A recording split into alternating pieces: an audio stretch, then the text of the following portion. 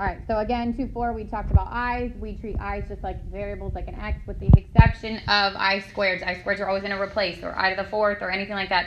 Anything over I to the first, we replace with what it would simplify to be. So for number 1, we're just going to take and distribute this. So I distribute the 9i into both the 5 and the negative 3i, and I get 45i minus 27i squared. That I squared becomes a negative 1, and negative 27 times negative 1 becomes positive 27. And then we write this in standard form, which means what? Good. The I always comes last, so this would be 27 plus 45i. You'll know it's in standard form if the I is the last thing that you've written. Raise your hand if you got that one right. Okay, good. All right, then moving to the next one. So this time I've got negatives underneath my roots. So the first thing I want to do is take those out. This would be I root 21 plus 3I root 45. And then as they are, I can't combine them because the roots are different, but I can use my factor tree to simplify this. So this would be 2 and 10 and 2 and 5. Each pair of 2's brings 1 to the front, so this would be 2I root 5. 45 would be 5 and 9, which is 3 and 3. Each pair, again, comes out to the front. There's already a 3 on the outside this time, so I multiply that together. And I would get 9i root 5, because there's only the 5 left underneath again. Now they both have an I and they both have a root 5, which means I can combine them. 11i root 5, which is 11 root 5i. So if this is an open-ended question, like your quiz is open-ended, I would actually take either of those answers. Just be really careful when you write it this way that you don't put the I underneath the root, okay? That would be wrong. It needs to come to the outside. And a standardized test usually has it the second way, where the I is the last. Esty. When is the quiz? Tuesday. All right, so 5 plus I over 5 minus I. Now I've got an I in the denominator, right? Can it stay there? No, so what do I do? Conjugate. Multiply both the top and the bottom by the conjugate. So 5 minus I and 5 plus I in both the top and the bottom. So I'm going to multiply out the numerator first, right? So 5 times 5 is 25. 5 times I, 5i. I times 5, 5i. And I times I squared. 25 plus 10i. This becomes a negative 1, so minus 1 is 24 plus 10i, and that's the numerator. With me so far?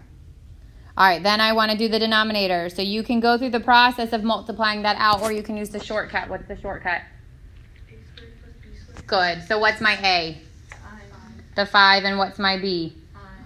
So there's the catch. The I is not the B. What's the B? The 1, okay?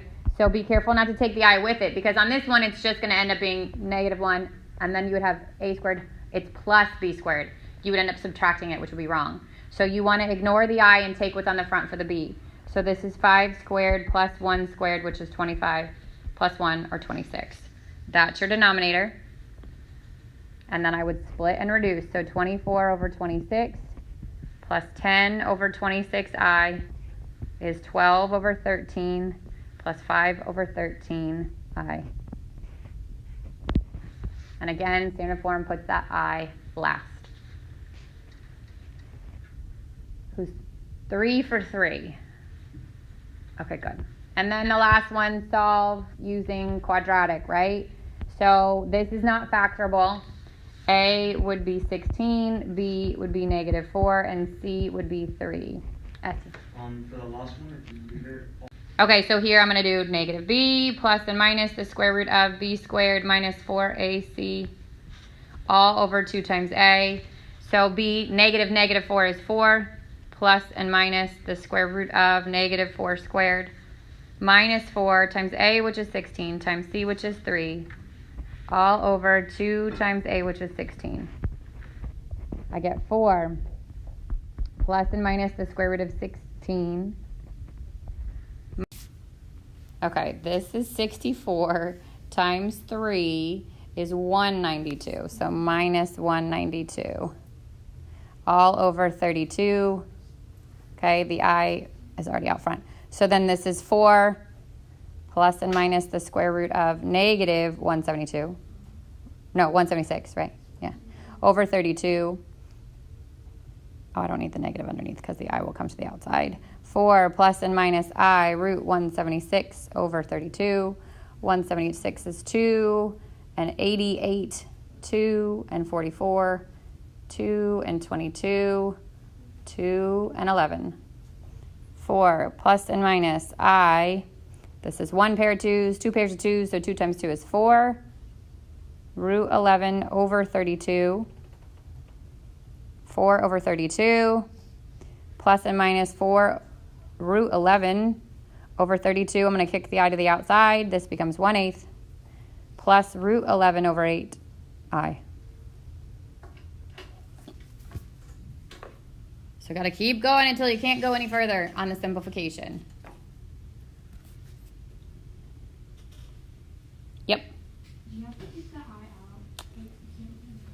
So again, like on an open-ended question, as long as it's simplified, you could leave it, but the I's got to be, it just can't be underneath the root. Be careful not to put it under the root. But on a multiple choice test or standardized test, it's going to be split like that. So you need to make sure, because what would happen if you could simplify just half the fraction and not the other half? That would have to be split.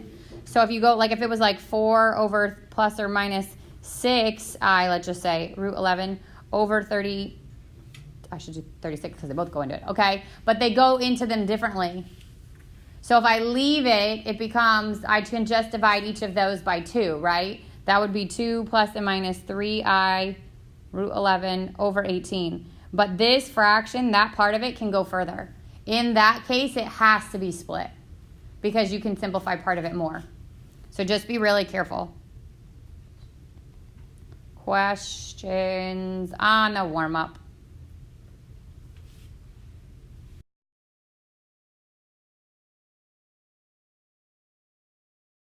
So the first thing I would do is take out the I. Oops, 240.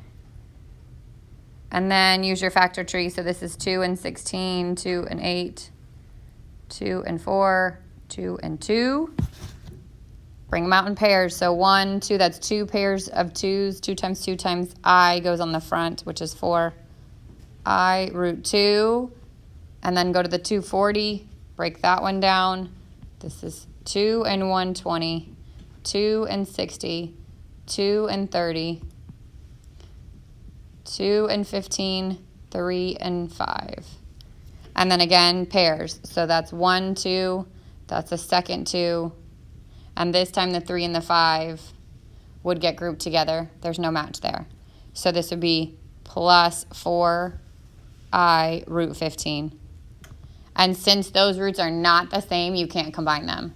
So in order, it should have been like 4 root 2I plus 4 root 15I.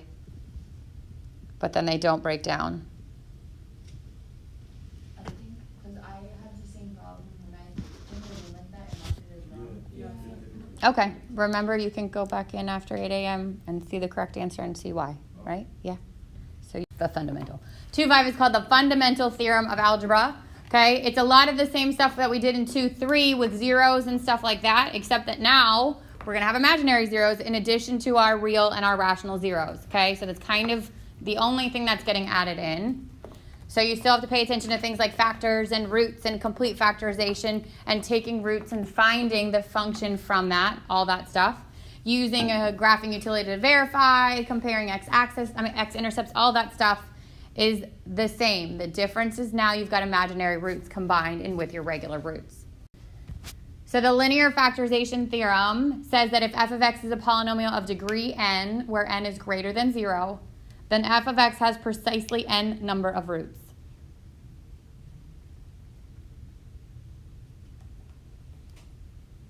In English, that means whatever the highest exponent is, the same number of roots you're going to get. So when you look at your function, you want to identify your highest exponent, that's your degree. Whatever that is how many roots you should get. Exactly that number. The difference is some of those roots now are imaginary. They still count as roots. So So here's just an example of all the different kinds of roots you can get. It says, be sure to you're familiar with the various kinds of zeros of a polynomial function. Here's a quick example. So if this polynomial was expanded out in linear factors, right, that's what that would be, and you looked at the individual parentheses and solved each one. So the first two, which are x plus 3 and 2x minus 1, when you solve those, you get negative 3 and 1/2. These are called rational zeros, okay? Rational number is a number that can be written as a quotient, so one number over the other. It's a decimal that either terminates or repeats, like 1/3, okay, or like 1/2 where it terminates, or a whole number. Those are rational zeros. When you get into your square roots, like here and here, these are called square roots of non-perfect squares. These are called irrational roots. So if I actually hit square root 2 in my calculator, you're going to see that number go to the edge of your screen. It doesn't end and it doesn't repeat. Those are irrational roots. Both irrational and rational are considered to be real zeros. So carefully look for the wording on problems. If it says identify the real zeros, then you're doing rational and irrational. If it now says give all the roots, now it's including your complex imaginary zeros. So these two would obviously result in something like this that has an I on it. These are imaginary numbers and these are the non-real zeros. So if your question now says find all the roots, you're including the non-real numbers. If it just said find all the real roots, then you're not including i's as part of your answer. Yes? So real is rational or irrational? Correct. Real is rational and irrational. So the good thing is like your test is separated out, right? Like we did the real zeros already. Now we're getting into both real and unreal. But if this is like a midterm question or a cumulative question and it just says find the real zeros, you're pretending like you're not even looking at, or you can look for the i's, but you would not give them as an answer. So be really careful. A standardized test might say give the real zeros. Those you would not include I, but the give all the zeros would include it. Does that make sense? Okay, so you got to really pay attention to the wording on things. So this one just says find the exact number of zeros. This should take you 10 seconds. Don't find the zeros. Tell me how many there would be. 3. Highest exponent. Easy question, right?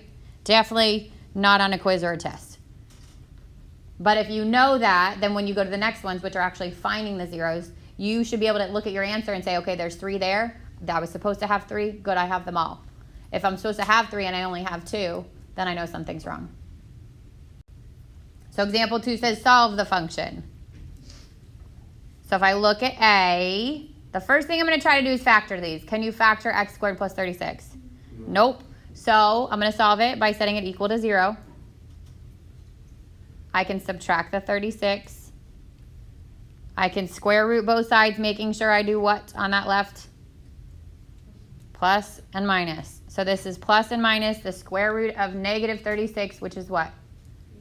6i. So my answer would be negative 6i and positive 6i.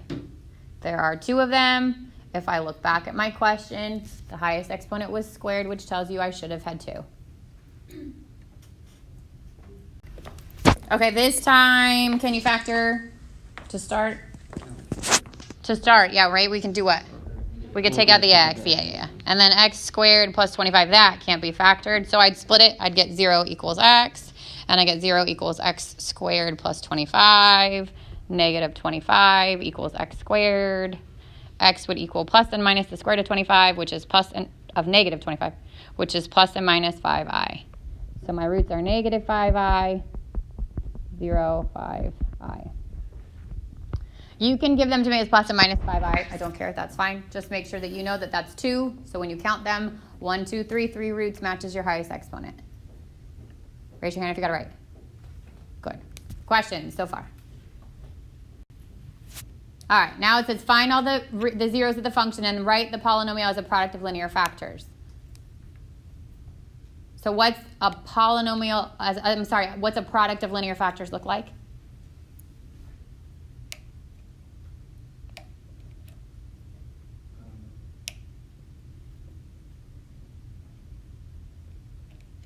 So this is like one of those questions people ask me on the test. I say, I'm not telling you what that means, right? What does linear factors look like? What's the difference between zeros and linear factors? That's a point. X plus, wait. Yeah. So the zeros are a list of what the x values are, right? X equals 1, 2, 3, 4, 5. Those are zeros or solutions or roots, all the same thing, right? Linear factors is x minus 1 times x minus 2 times x minus 3. Does that make sense? So you've got to know the terminology to know how to answer these questions. Say again. So the zeros themselves are your list of what x equals, like 1, 2, 3. Linear factors is x minus 1 times x minus 2 times x minus 3. So it goes behind the x minus. All right, so if I look at A, is this factorable? No, which means I have to do what? Good old quadratic, right? So A is 1, B is -3, and C is 1. So the opposite of B, which would be 3 plus and minus the square root of -3 squared minus 4 times A times C, all over 2 times A. 9 minus 4 over 2, root 5 over 2, which becomes 3 over 2 plus root 5 over 2, and 3 over 2 minus root 5 over 2. So those are the zeros or the roots.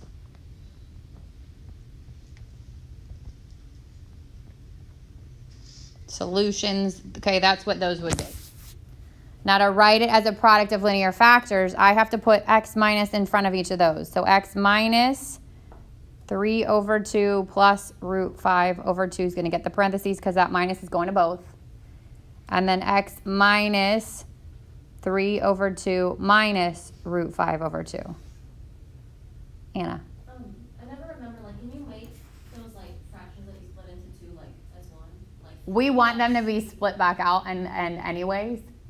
So I'll show you, like at the end, you want them to be split up anyway, so you're doing double the work. Okay.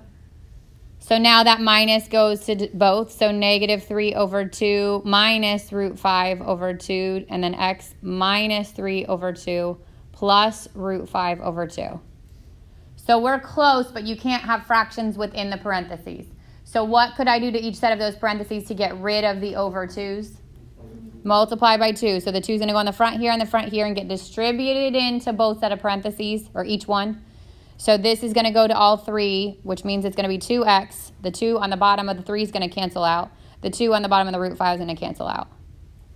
Same thing with the second set of parentheses. The 2 is going to get multiplied by the x, get canceled from the -3 halves, and get canceled from the positive 5, or root 5 halves. Why can't you have a fraction in It's just not, it's not written, that's not linear factor form.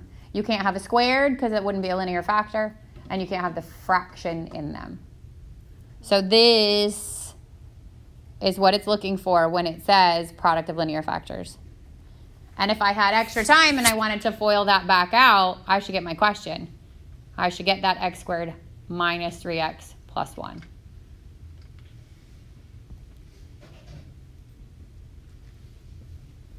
So know the difference between roots or solutions and product of linear factors. Here. So linear factors can't have any exponents? Correct. Yep.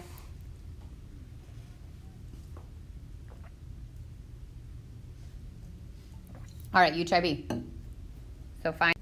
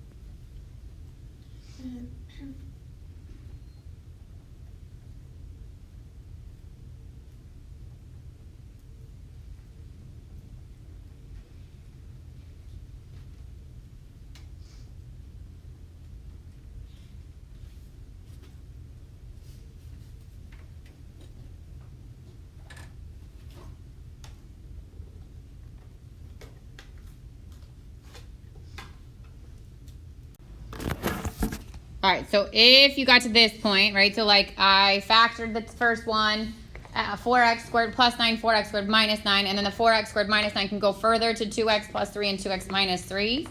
From there, those two roots, the ones on the right, were negative 3/2 and positive 3/2. The one on the left, I had to subtract the 9, divide by 4, square root putting the plus and minus, and I got the square root of negative 9 over 4, which becomes plus and minus 3i over 2. Those would be my roots. But then if it wants the linear factors, so if I had actually done x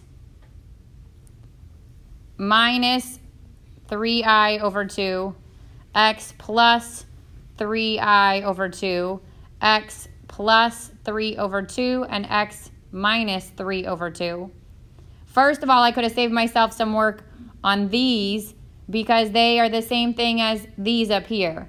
So I can, God bless you, go straight to 2x plus 3 and 2x minus 3 there. And then all I have to do is multiply my first two parentheses by 2, and I get 2x minus 3i and 2x plus 3i. So God bless you. That's the product of linear factors with all four factors. And again, if you multiply that out, you should get your question. So now this one says, find all the possible zeros of the function, then find the actual roots, write the polynomial as a product of linear factors, use the factorization to determine the x-intercepts of the graph for the function, and then use a graphing utility to verify that the zeros are only x-intercepts. So we got to break this apart, right? The first part says find the possible zeros of the function. How do I do that? How do I find the possible zeros? No, that's the number of zeros, right? How do I find the actual possible ones? Last over first. So I'm doing plus and minus last over first. So first is just 1, right? But last is 1 and 16, 2 and 8, and then 4 and 4. So I would do plus and minus all the last over the first. This time it's easy. They're all going over 1. So it's 1, 2, 4, 8, and 16. Those are my possibles. That's the first part.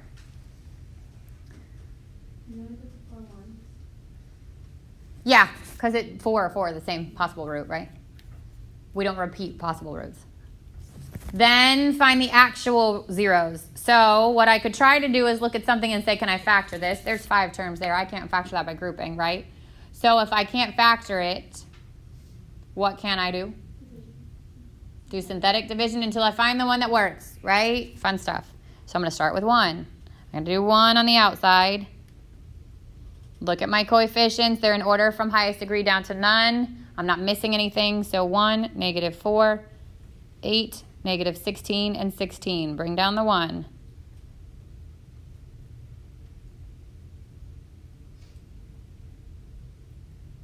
One doesn't work. So I try negative 1.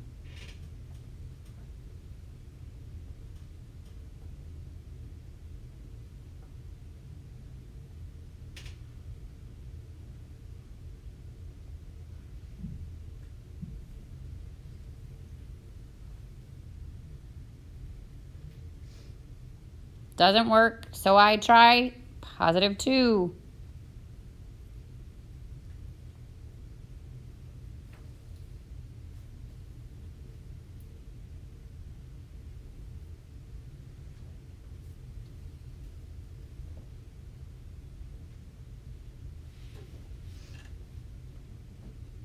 And that's the first one that works. So I know that 2 is one of my zeros.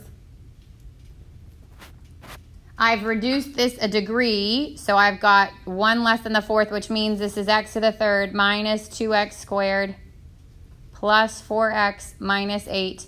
And the first thing I would say is now there's 4 terms, so I should see if I could factor it by grouping.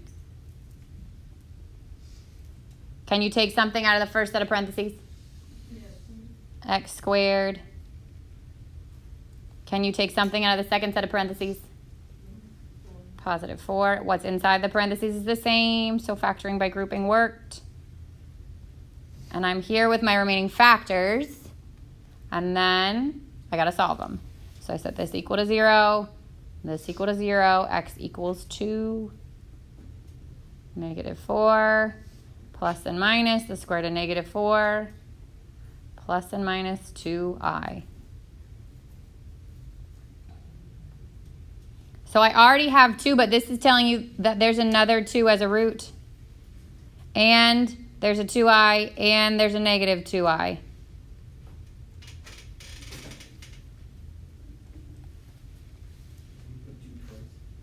So why would it be important that 2 is there twice? Think about it. There are 2 factors. I could have done a multiplicity of 2. That's fine too. But what's that going to affect? The graph. What's going to happen at the graph there? So it's going to bounce. Because I'm talking about a graph, I would definitely want to remember that that has a multiplicity of 2. But also because when I write the polynomial as a function of linear factors, if I only put 1x minus 2, it's wrong. I need both.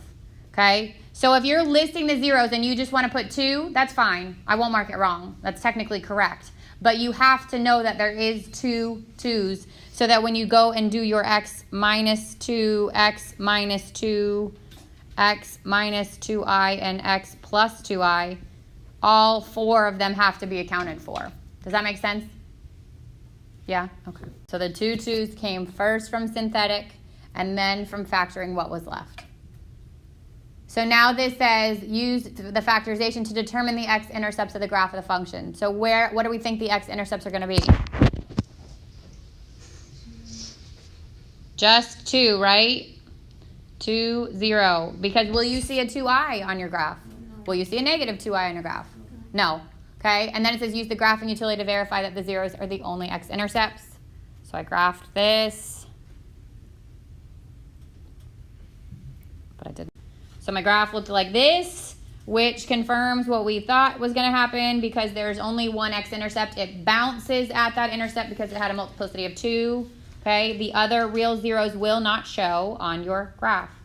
So on homework, if it says use a graphing utility to verify, wait until you've done the problem to then graph it, okay? If this was a question on your test, you could actually do this without your graphing utility, right? Every part of that didn't need the graphing utility until I just went to confirm it. If it was the other way around, if this was on a portion of, which I haven't made yet, but let's say it's on the portion of your test that would require the graphing calculator, then you would do it similarly to the one you just did. You would have a function, you would then graph your function, find the one that's on your, compare it to your possible roots, right? List your possible roots, then graph your function, find the real root that's on your possible, that's on your graph and on your possible list to confirm that that's the root. Use synthetic division to reduce it a degree, and then either factor or solve what's left, but you should have imaginary roots at that point. So those roots would not be on this test, right? On the last test, you had roots, they were just not whole numbers, right? So that it crossed through your axis a couple of times. Those other roots were real numbers. They just weren't easy to identify because they were fractions that didn't terminate, which I picked purposely. But on a test like this, you would not even see the other roots because they're going to be imaginary. Questions so far? So conjugate pairs, okay? We've talked about what a conjugate is before, but now we're going to use them. So if a plus bi, where b is not 0, because then there would be no I, so we're talking about a complex number, is a 0 of the function, then the conjugate, which is a minus bi, is also a 0 of the function. So the conjugates are basically the same a, the same b, but one is positive and one is negative. If you have one, you automatically have the other. So complex numbers come in pairs. So example 5 says, find a polynomial function with real coefficient that has the given zeros. So function means my answer is going to say f of x. Okay, that's what a polynomial function would look like. What does real coefficients mean? What are the coefficients? Good. The numbers in front of the x's, right? So they're real, which tells you that your answer shouldn't have a single I in it. Does that make sense? So use the directions to help you with your answer, right? So I know I'm going to have an f of x because it's a polynomial function, and I know there shouldn't be any i's in my answer. So if I forget that the conjugates come in pairs, and I get to an answer that has an I know I did something wrong. Hopefully you do it before you get to that point, right? Or realize it before you get to that point. So if I have 3 and 3 plus I as a root, what else is a root? 3 minus I. So automatically I add on the conjugate. And then I would expand this. They all go behind x minus. So it would be x minus 3 plus I, and x minus 3 minus I. So both leading terms are positive, which is why it stays minus. And then I'm going to distribute that negative in. So x minus 3 minus I, x minus 3 plus I. And then I need to multiply those out. Start with your i's because they should cancel out. So some of you did not do that in the test. Those had the radicals, right? And I said always start with those radicals if they're opposite signs because they're going to cancel out. Makes your life a lot easier. So I'm going to start here. So I get x minus 3 still on the front. And then x times x, which is x squared. X times negative 3, negative 3x. X times positive I, positive xi. And then I go to the negative 3. Negative 3 times x is negative 3x. Negative 3 times 3 is positive 9. Negative 3 times I is negative 3i. And then I go to the negative I. Negative I times x, negative ix. Negative I times negative 3 is positive 3i. And negative I times positive I is negative I squared. If you've done it correctly, your I should cancel out. So I have a positive xi and a negative xi. I have a negative 3i and a positive 3i. And then my minus I squared becomes what? 1. Plus 1, right? Because it would be minus a negative 1. That becomes plus 1. So I get x minus 3, x squared, negative 3x, and negative 3x is negative 6x. Positive 9 and positive 1 is positive 10.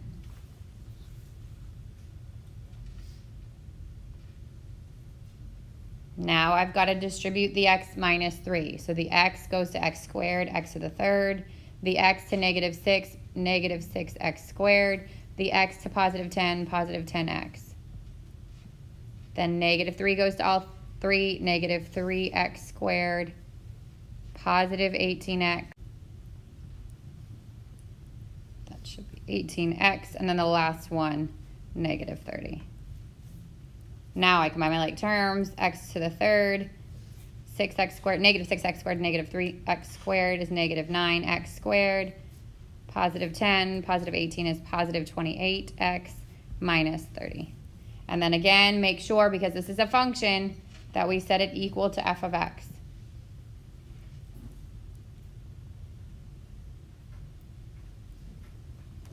So obviously it's so easy to make a little error with things like this. Be careful, go slow the first time so you don't have to redo it if you catch a mistake. I will, for your quiz and for your test, I'll actually pull out colored pencils so that if you want to like color code while you're multiplying, you can do that. Sometimes that helps people stay a little bit more organized. Obviously, it's not like Notability where you have all the colors on your little, color palette. You'd have to use colored pencils or something like that. So I'll pull those out if you want to use them. Questions on that one?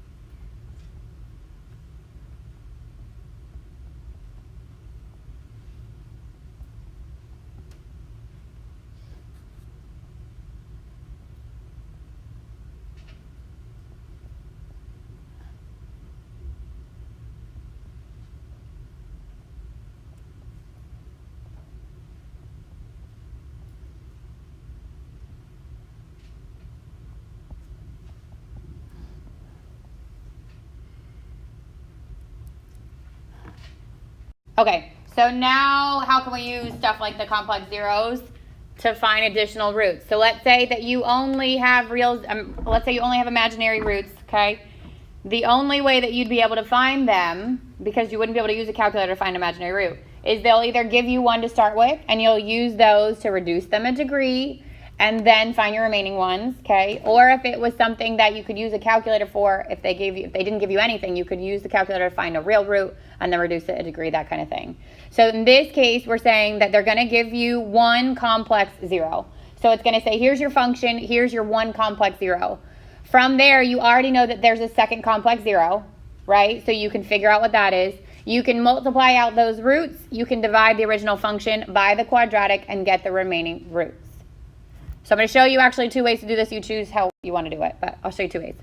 So example 6 says, use the given zero to find all the zeros of the function. F of x equals 2x to the third plus 3x squared plus 50x plus 75. And the zero is 5i. So if I have a 5i, what else do you have? Negative 5i. So the first way to do this is say, okay, this is a negative. I also have a negative 5i. And then find out what the product of those would be if they were factors, which means it would be x minus 5i and x plus 5i. And I could FOIL those out. I'd get x squared plus 5i minus 5i minus 25i squared, which is x squared. These cancel, plus 25. So think about what you could use here to make this easier. Those are conjugates, right? You're multiplying out conjugates, which means you can use a shortcut. So you can use a squared plus b squared. The a is the x. The b is just the 5. So remember, we ignore the I when we do the b. That's why we make it plus, because the I squared would change the sign. Usually it would be negative. We would change to positive. So I could use the shortcut on these. I would get to here and then say, okay, a squared is x squared, b squared is 5 squared. I put the plus in between and I get x squared plus 25. So that you could use. Okay, just be really careful because don't mix up those signs. That's one of the, well, that's actually two of the factors. But what we're saying is that this is a factor of this whole thing. So what you can do is now use long division. Put that on the outside, and what should be left is your remaining roots, which should be how many roots? There should be 3 total. We already have 2, right? So we're looking for 1 more. So I'm going to do long division. I'm going to put x squared plus 25 on the outside. Because I'm missing a squared, it would be x squared plus 0x plus 25 on the outside. And on the inside goes the square root of division of 2x to the third plus 3x squared plus 50x plus 75. There's no term missing. They're in order from highest degree down to none. Yep.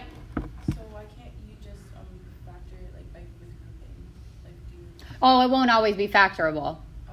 Like I'll intentionally make it so it's not factorable. So I'm gonna make you do it. Yeah. So you have to do the Yeah. All right. So what do I have to multiply x squared by to get to 2x to the third? 2x. And I distribute it to all 3. I get 2x to the third plus 0x squared plus 50x. Change your signs. This cancels. This is positive 3x. This cancels, plus 0x, and bring down the 75. What would I have to multiply x squared by to get to 3x squared? Positive 3. Multiply that times all 3. 3x squared plus 0x plus 75. Change your signs. Cancels, cancels, cancels like it's supposed to. Because we said those were factors, right? So the remaining factor is 2x plus 3. But if it wants the zeros, how do I write that? Sarah? Good. I'm going to figure out what 2x plus 3 equals 0 would be, which would be 2x equals negative 3 and x equals negative 3/2. And my direction said use the given 0 to find all the zeros of the function. So what does my answer look like? What are all the zeros of the function? Negative 5i, positive 5i, and negative 3/2. All 3. Yep. So like when you usually have to put them from like least Yeah, I mean, I'm not really, yes, you can put them from least to greatest. I'm not going to mark it wrong if it's out of order. It makes my life easier grading if you put them all in the same order, which makes it go by faster. But other than that. So like for these, like, since it has like the I, like, how do you know? Yeah, it's still a negative though, so you would go negative 3i, negative 3 halves, and 5i. Okay. Right. Negative 5i. The negative 3 halves and positive 5i. Yeah, but sometimes you'll see it as plus or minus 5i, comma, 3 halves. Or 3 halves plus or minus 5i. It doesn't matter. So the other way to do this is I can actually take that 0, which is 5i, and I can use synthetic division on the outside, right? So I would put 5i on the outside, because that is a 0, so I don't change the sign on it. And I can list all my coefficients, 2, 3, 50, 75. With this, you are going to actually end up introducing an I into your synthetic division, because this becomes 10i, right? And then when I add those, it would be 3 plus 10i. Now I'm multiplying 5i times 3 plus 10i. So this becomes 15i plus 50i squared, which is really minus 50. So this becomes 15i, multiply that, and I get 75i squared, which is negative 75. So you still end up with the same process, right? I mean, the same, that it is a factor, but now I have to use these with negative 5i to find the remaining one. So in my opinion, this gets a whole lot more complicated than it needs to be. It is a process, so if you're horrible at long division, you can do this, or if you want to do both to check, you can use this. It's just people make more mistakes when you start adding in those i's, because you can use i's in synthetic division. It's just not as easy. You don't have to do it. No. I'm just showing you that that's an option. Okay, some people would rather do that, which that's fine. That's up to you. You just have to do it twice. You have to do it once with the original root, then with the negative root, and then from here, right, to negative 10i. These cancel. 3, negative 15i, 0. Now I get that would be my remainder. It would be 2x plus 3, and my remaining root is negative 3 over 2. So you can do it either way. How you choose to do it's up to you. I will typically stick, like if I'm going to work out a problem, I'll stick to the first method. Questions on that one? Okay, last one. So this one says use the given 0 to find all the zeros of the function. Same set of instructions, but now what does my 0 look like? So, It's got 2 terms in it, not just one, right? So if 5 plus 2i is a root, what else is a root? 5 minus 2i. So now my process is going to be a little bit more tedious because I have to do x minus 5. I'm going to distribute the negative already. So minus 5i minus 2i. And then x minus 5 plus 2i. Go ahead and FOIL those out.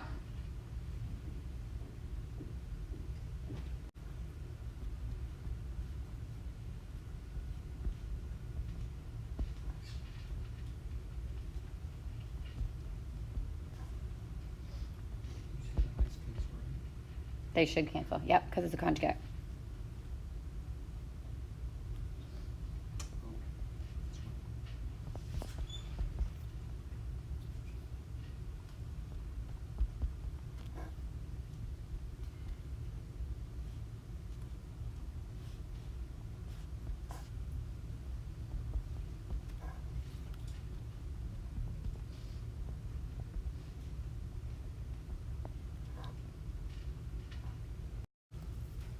So you should have gotten x squared minus 10x plus 29 from foiling that out. Did everybody get that? All right, so now what do I do with that? Put long division, so that's going to go on the outside. So let me write this first. Square root of x to the third minus 7x squared minus x again. All in order and all terms there, right? So then what? X squared minus 10x plus 29 goes on the outside. And I start the division. So to get from x squared to x to the third, I'd multiply by x. I'm going to multiply it times all 3 terms here. X to the third minus 10x squared plus 29x. Change your signs. This cancels. Positive 3x squared minus 30x. Bring down your 81, or 87, sorry. And then from x squared to 3x squared, I'd have to multiply by positive 3. Distribute that to all three of them. 3x to the second minus 30x plus 87. Change your signs. Cancels, cancels, cancels like it's supposed to. If it doesn't, then you know you did something wrong. So my last factor is x plus 3, which means my last 0 is what? -3.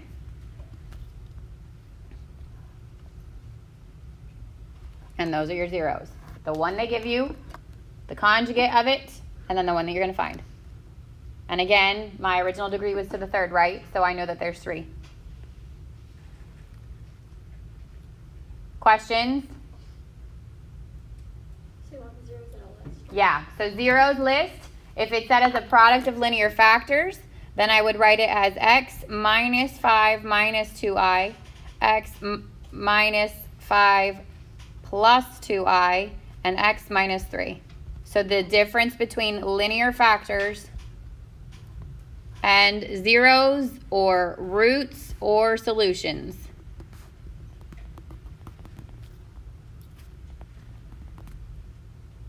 A root, solutions, or zeros is a list of values.